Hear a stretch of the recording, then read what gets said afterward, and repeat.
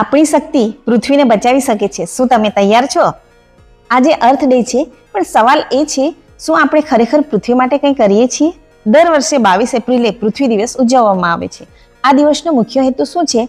પર્યાવરણનું સંરક્ષણ, પ્રદૂષણ ઘટાડવું, વૃક્ષારોપણ અને પૃથ્વીને બચાવવા લોકોમાં જાગૃતિ કેળવવી. વર્ષ 1970માં ગેલોર્ડ નેલ્સન દ્વારા પૃથ્વી દિવસની શરૂઆત કરવામાં આવી હતી.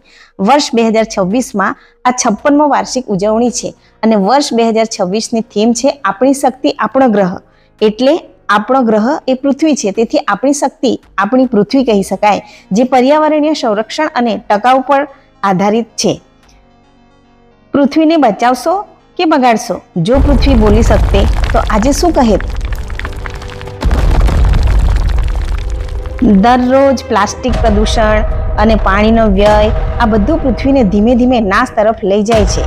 એટલે પર્યાવરણનું જતન કરી સંરક્ષણ કરવું જોઈએ. હજી સમય ગયો નથી. એક વૃક્ષ લગાવવું જોઈએ. તમારા વિસ્તારોમાં વૃક્ષારોપણ પહેલ શરૂ કરો. સ્થાનિક હિમાયતી કાર્યક્રમમાં ભાગ લેવું જોઈએ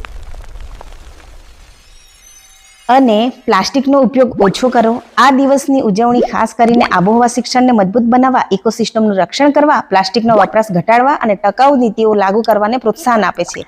પાણીનો બચાવ કરો, રિસાયકલિંગ કરો, પુનઃઉપયોગ અને રિસાયકલિંગ પર ધ્યાન કેન્દ્રિત કરો. ખાસ કરીને સિંગલ યુઝ પ્લાસ્ટિક પર કાપ મૂકવો. સ્થાનિક કાર્યક્રમમાં જોડાવવું જોઈએ. સ્વચ્છ ઉર્જા અને પ્રકૃતિ સંરક્ષણને પ્રોત્સાહન આપતી સ્થાનિક અને રાષ્ટ્રીય નીતિઓને સમર્થન આપવા માટે આ દિવસનો ઉપયોગ કરો. શા માટે મહત્વનું છે? આજે ગ્લોબલ વોર્મિંગ, પ્લાસ્ટિક પ્રદૂષણ, જંગલોનો નાશ જેવી સમસ્યાઓ વધી રહી છે. તેથી આ દિવસ આપણને યાદ અપાવે છે કે પૃથ્વીનું રક્ષણ આપણી જવાબદારી છે, કારણ કે આપણી શક્તિ એ આપણી પૃથ્વી છે.